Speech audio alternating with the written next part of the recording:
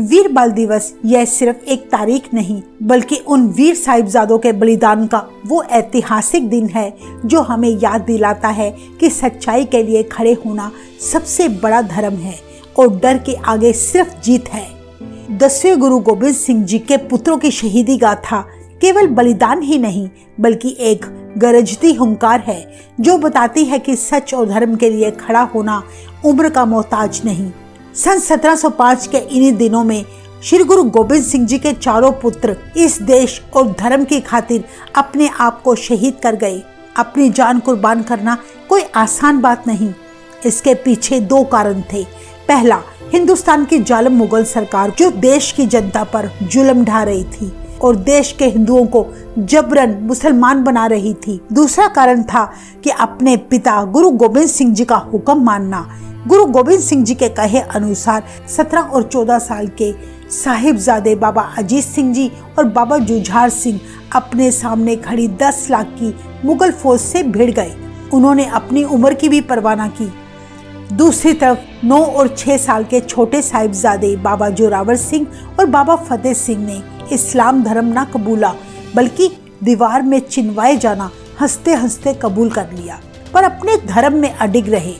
तो आइए हम सब मिलकर वीरता से भरी शहादत की ये पूरी गाथा सुने। वाहे गुरु वाहे गुरु वाहे गुरु। गुरु गोबिंद सिंह जी के दो छोटे साहिबजादे बाबा जोरावर सिंह जी और बाबा फतेह सिंह जी का जन्म माता जीतो जी की गर्भ से हुआ था। बाबा जोरावर सिंह जी 5 वर्ष के थे और बाबा फतेह सिंह जी जब 2 वर्ष के थे तब उनकी माता जीतो जी अकाल चलाना कर गई। इस कारण दोनों छोटे साहिबजादों का बचपन अपनी दादी माता गुजरी जी की गोद में ही बीता। बाबा जोरावर सिंह जी और बाबा फतेह सिंह जी की उम्र करीब 9 साल और 6 साल की थी जब आनंदपुर साहिब का बिछोड़ा पड़ा। सरसा नदी में बाढ़ आने के कारण गुरु गोबिंद सिंह जी का सारा परिवार बहते बहते 3 दिशाओं में बंट गया। उस समय 80 साल की वृद्ध माता गुजरी जी व उनके 2 छोटे पोते बाबा जोरावर सिंह जी और बाबा फतेह सिंह जी नदी के बहाव के साथ बहते बहते चक डेरा गांव में पहुंचे। रात का समा था। माता जी विश्राम करने के लिए एक कुम्मे मला की झोंपड़ी में जा रुके, जहां पर उन्होंने अपने इस सफर की पहली रात बिताई।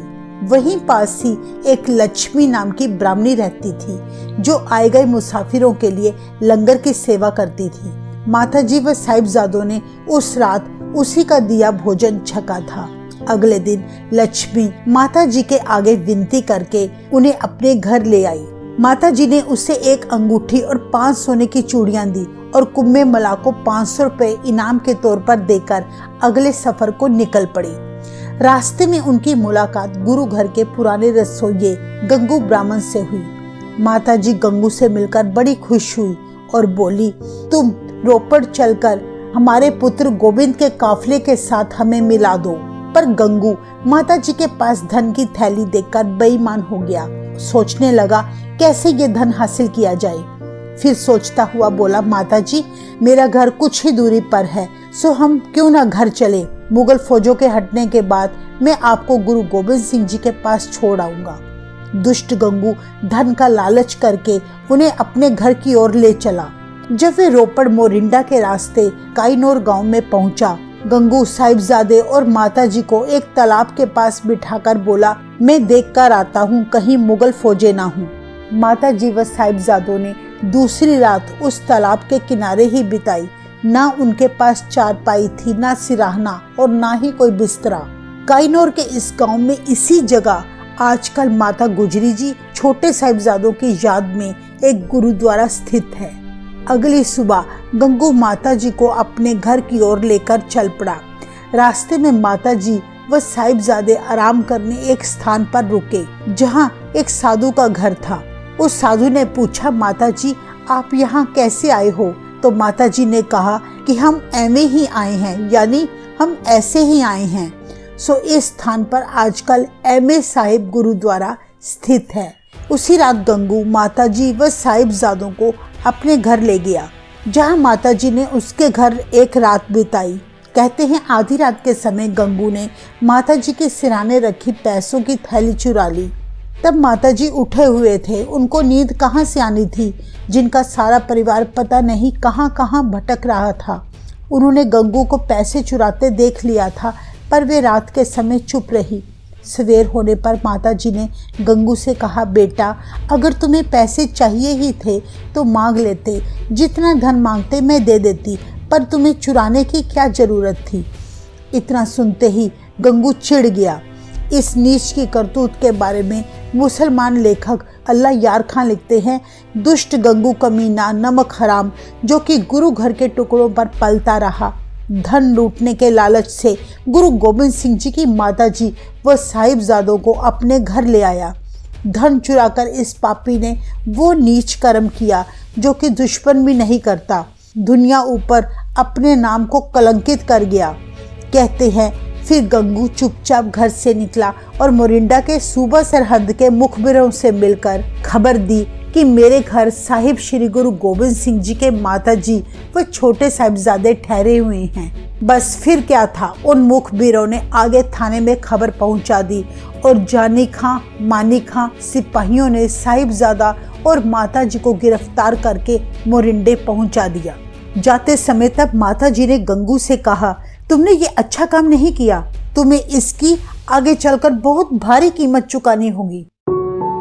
कहते हैं मोरिंडे की उस जेल में दिसंबर की कड़कती सर्दी में उन्हें सारी रात कैद रखा गया, जहां पर आजकल उनकी याद में कोतवाली साहिब गुरुद्वारा स्थित है। अगले दिन माता जी और साहिबजादों को सरहंद ले जाया गया। सरहंद का नवाब वजीर खां यह सोचकर बड़ा खुश हुआ कि गुरु गोबिंद सिंह जी नहीं तो कम से कम उनका परिवार तो उसके कब्जे में आ गया। तब उसने हुक्म दिया कि इन तीनों को ठंडे बुर्ज में कैद कर दो। ठंडा बुर्ज जैसा कि नाम से ही पता चलता है कि गर्मियों में भी वह बहुत ठंडा रहता है, फिर सर्दियों के महीने में तो ठंड का अंदाजा लगाना भी मुश्किल है। इतिहास में दर्ज है तब सूबा सरहंद वजीर खान ने शाही ऐलान किया कि गुरु गोबिंद सिंह जी के परिवार को भूखा प्यासा रखा जाए। अगर कोई भी उसकी मदद करने के लिए आगे आएगा तो उसे सख्त से सख्त सजा दी जाएगी। इस कारण उन्हें ना तो भोजन दिया गया, ना ही कोई गर्म कपड़ा बिस्तर आदि दिया गया। इतनी भयानक सर्दी में दादी माँ केवल अपने मासूम पोतों को अपनी गोद का सुकून ही दे सके। सरहंद की कोतवाली में भाई मोतीराम मेहरा एक गुरु घर का श्रद्धालु था जो हिंदू कैदियों के लिए भोजन तैयार करता था। इतने सख्त पैरे के बावजूद भी भाई मोतीराम मेहरा ने बिना हुकूमत से डरे माता जी व छोटे साहिबजादों को 3 दिन तक चोरी छिपे दूध पिलाने की सेवा निभाई। इतिहास में दर्ज है कि जब वजीर खां को इस बात का पता चला तो उसने सजा के रूप में मोतीराम समेत उसके सारे परिवार को कोलू में पीसकर खत्म कर दिया था। आज मोतीराम मेहरा की याद में सरहंद में बाबा मोतीराम मेहरा गुरुद्वारा स्थित है। जो संगतें उस गुरु घर में जाती हैं वो आज भी उस गुरुद्वारे में साहिबजादों के दूध के गिलासों के दर्शन करके निहाल होती हैं।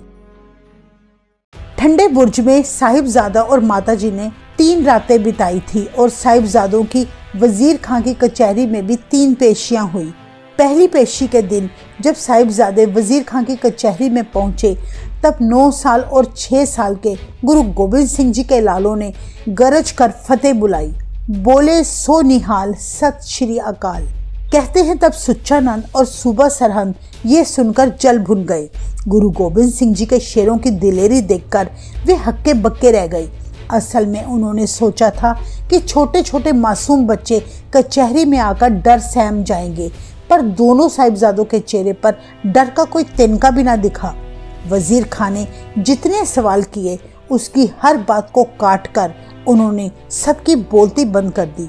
तब वजीर खां ने साहिबजादे से कहा, हमने तुम्हारे पिता गोबिंद सिंह जी को और तुम्हारे दोनों बड़े भाइयों को चमकौर के युद्ध में खत्म कर दिया है, सो तुम अच्छे बच्चे बनकर इस्लाम धर्म कबूल करो, फिर हम तुम्हें तख्तो ताज और जन्नत की हूरें देंगे।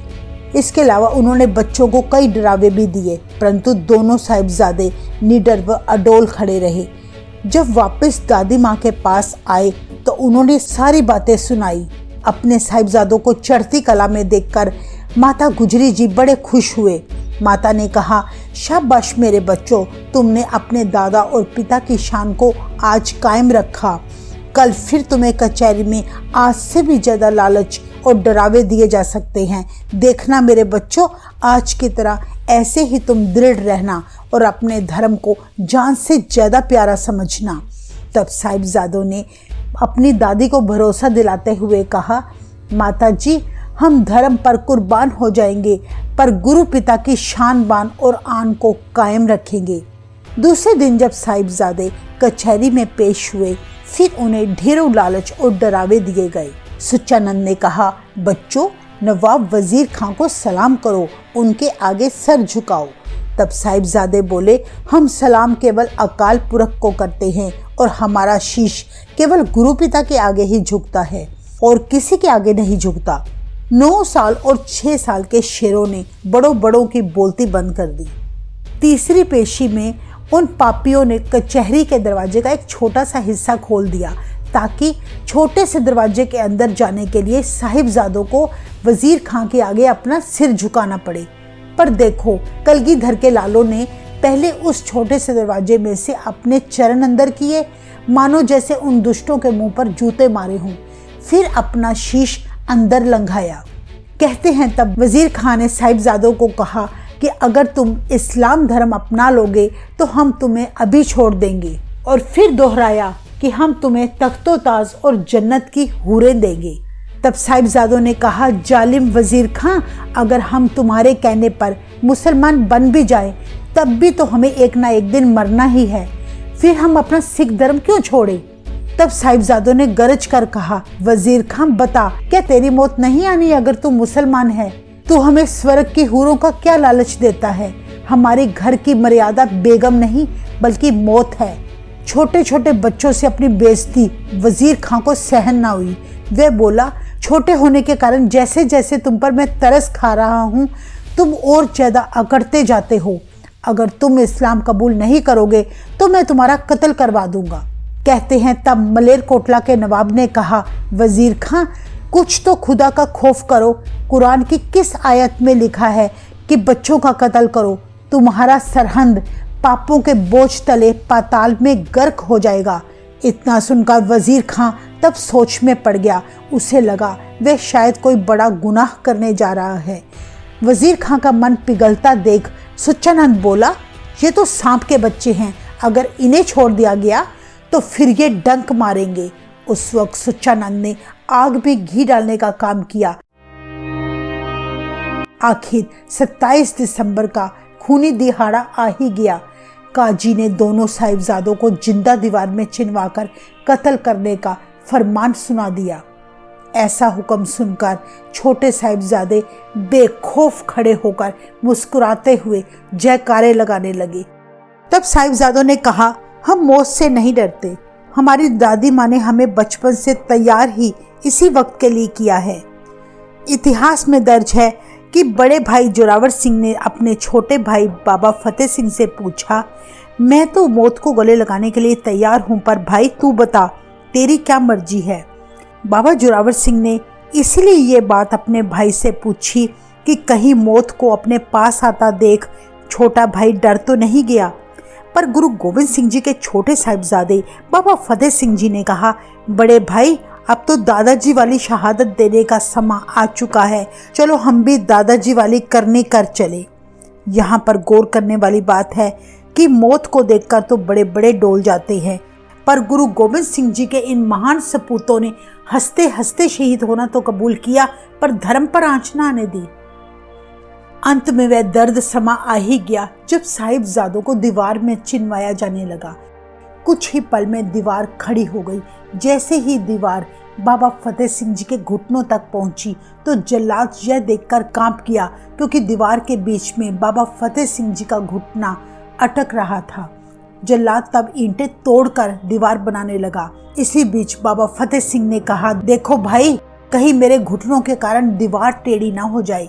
यह दीवार सिख इतिहास में युगों युगों तक अटल रहने वाली है, इसलिए तुम बिना डरे मेरे घुटनों को छीलकर दीवार सीधी बनाओ। जब दीवार बाबा फतेह सिंह जी की गर्दन तक पहुंची तो दीवार अपने आप ही गिर गई। काजी ने पूछा, बच्चों अभी भी वक्त है, इस्लाम कबूल कर लो, तुम्हारी जानें बख्श दी जाएंगी। परंतु उन्होंने गरज कर कहा, हमारा फैसला अटल है।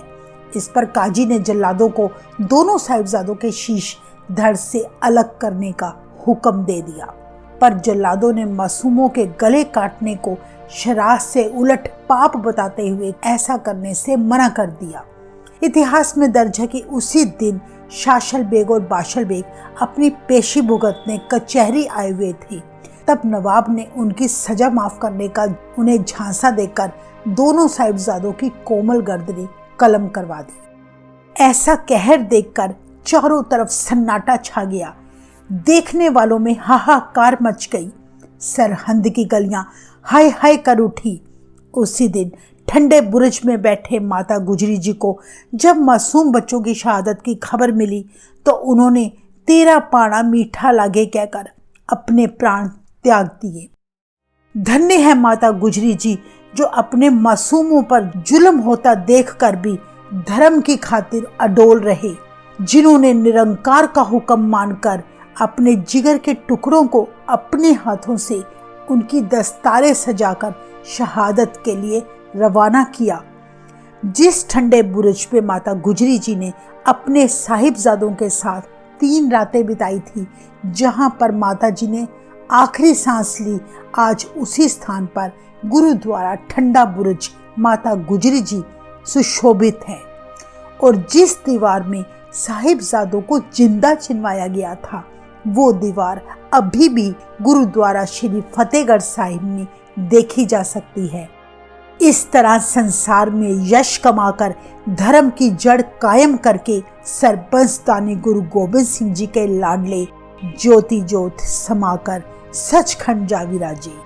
जिस स्थान पर साहिबजादों को 3 दिन वजीर खां की कचहरी में बुलाया गया, उस स्थान पर आजकल गुरुद्वारा श्री फतेहगढ़ साहिब सुशोभित है। इसीलिए गुरु गोबिंद सिंह जी के साहिबजादों की याद में हर साल 26 दिसंबर को वीर बाल दिवस मनाया जाता है। इतिहास में दर्ज है कि गुरु घर के सेवक दीवान टोडरमल ने संस्कार करने के लिए जब साहिबजादों और माता जी के पवित्र शरीर वजीर खां से मांगे तो वजीर खां ने इंसानियत की सारी सीमाएं लांघते हुए मुस्कुराते हुए कहा, टोडरमल पहले इन तीनों का संस्कार करने के लिए जमीन तो खरीद लो। कहते हैं तब दीवान टोडरमल ने जमीन की कीमत पूछी तो वजीर खां ने कहा, तुम्हें जितनी जगह की जरूरत है उतनी जगह सोने की मोहरें खड़ी करके ढक दो, वही उसकी कीमत है। इतिहास में दर्ज है कि दीवान टोडरमल ने धरती पर तब मोहरें खड़ी करके बिछा दी। इस तरह उसने बहुत महंगे दाम पर जमीन नवाब से खरीदी। यह सौदा दुनिया का सबसे महंगा सौदा था। तब चंदन की 3 चिताएं जलाकर पूरी मर्यादा अनुसार दोनों साहिबजादे माता गुजरी जी के पार्थिव शरीरों का संस्कार किया गया। आज इसी स्थान पर उनकी याद में गुरुद्वारा ज्योति स्वरूप फतेहगढ़ साहिब सुशोभित है।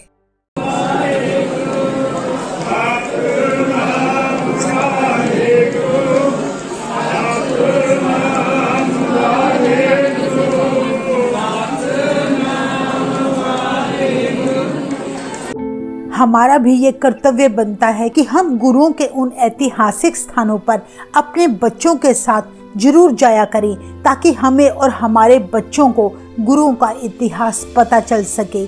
आज भी ठंडे बुर्ज गुरुद्वारा साहिब में हर साल दिसंबर के इन शहीदी दिनों में संगतें अपने परिवार समेत यहाँ आकर सारी रात ठहरती हैं और माता गुजरी जी और छोटे साहिबजादों का वो दर्द महसूस करने की कोशिश करते हैं जो कभी उन्होंने सहा था।